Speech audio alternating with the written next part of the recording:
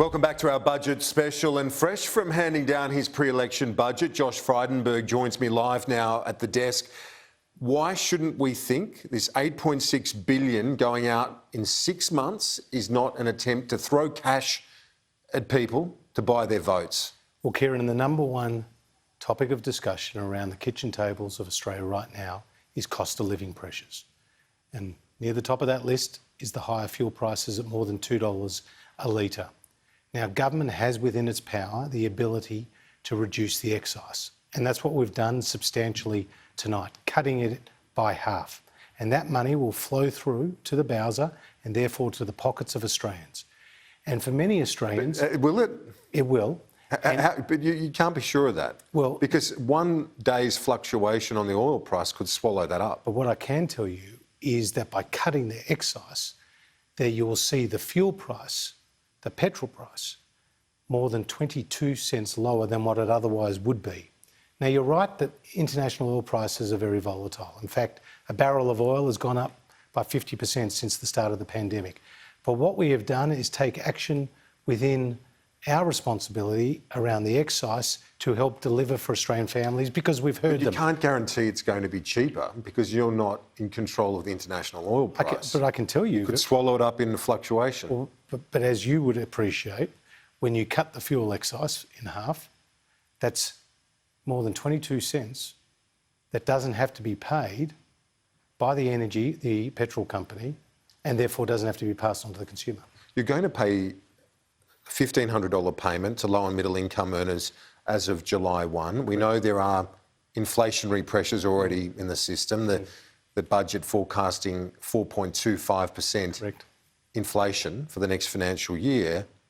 Is this dangerous in that context of inflation? Because you could be handing it out with one hand and the RBA through interest rates and the banks take it with the other. Kieran, these are temporary, they're targeted and they're responsible measures. The cut to the fuel excise, according to Treasury, will actually reduce inflation, decrease inflation by 1/4 percentage point.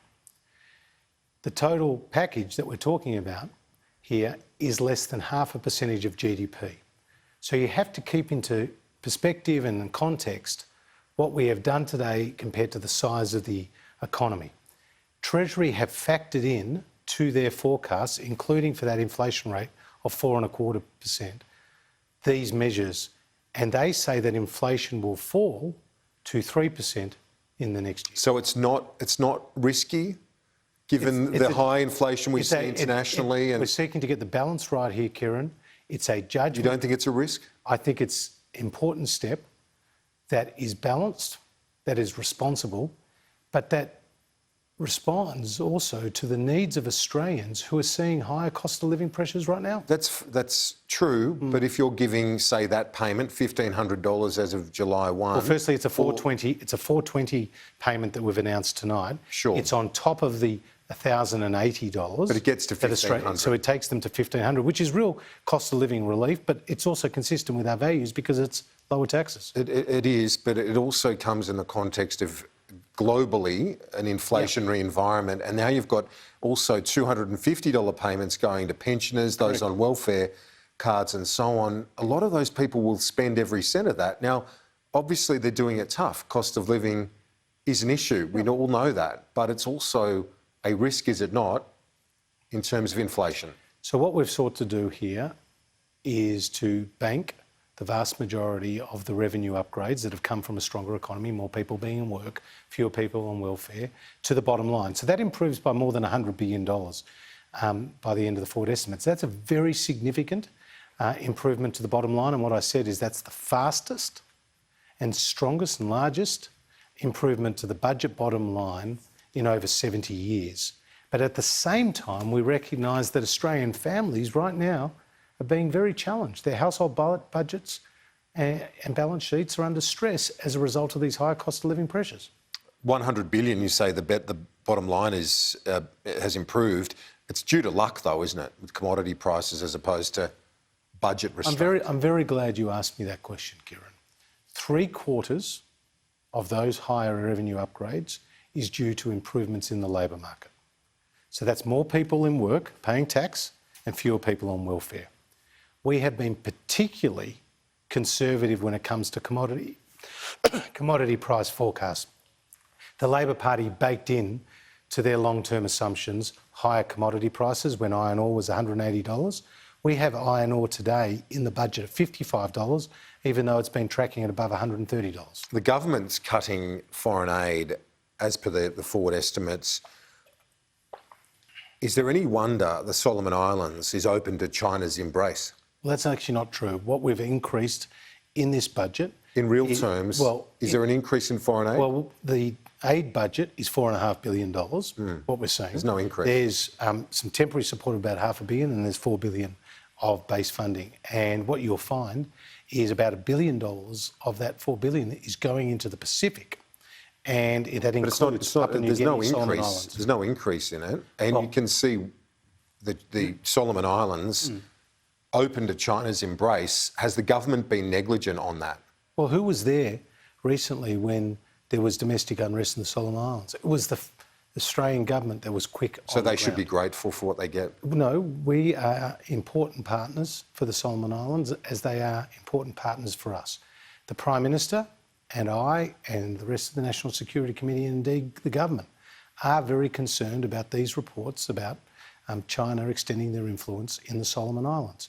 So we'll continue to work with the Pacific family to ensure that we don't destabilise our region, because that's very important. You've had aid, with respect, there's been aid groups and advocates in this space calling for an increase for years, and there's been no increase.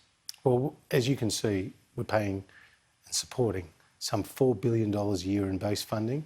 We've been there through COVID with more than $500 million of additional support, and we recognise that this is not only the right thing to do, but it's also very much in Australia's interest. It absolutely is. Now, something else that is in our interest is defence spending, aged care spending, NDIS. These are all massive spends, and they're all going to grow. Now, you told me during the week that there's no finish line in politics, and in the budget there's no finish line. If you win the election, will you look at reform to grow the funding envelope to pay for those things? Because at the moment, I read this budget, I can't see where the money comes from. Well, what you can see, firstly, is an improvement to the bottom line. What you can also see from this budget is that our economy is now more than 3% bigger than it was going into COVID. That can't be said about other countries. Sure, but you've got things like nuclear subs that aren't even funded here. But where do you get the money? But Kieran, where's the revenue? Kieran, the first thing to say is we have a $270 billion defence capability plan. So we've actually ensured that the money is available to invest in those. In that defence procurement. And as I outlined in the speech, we're actually building air warfare destroyers here in South Australia, and we're putting them in the water. That didn't happen under the Labor Party. We're maintaining combat vehicles in Queensland, and we're putting parts on the F-35s in Western Sydney, and they are now in the air. We've got a fantastic story to tell about lifting defence spending from its lowest level since 1938 under Labor to now tracking 2% and beyond. And we've got we are growing the economy, and that's why important investments like the regions tonight will help generate growth and jobs. We've only got 20 seconds left, but you finished the speech with "we delivered, we delivered, we delivered." That's fine. In many respects, you have. But what's the vision? Where's the vision in this? So what I outlined tonight was immediate cost of living relief now, but also a long-term economic plan to create jobs. And just to pick out one issue, we identified 4 regions as economic frontiers for Australia, from the Hunter in New South Wales to the Pilbara in Western Australia to Middle Arm in the Northern Territory to North and Central Queensland with the Burdekin. These are the areas that are going to supercharge growth. Treasurer, big day for you. I appreciate you making some time. Thank you. After the break, we'll take you back.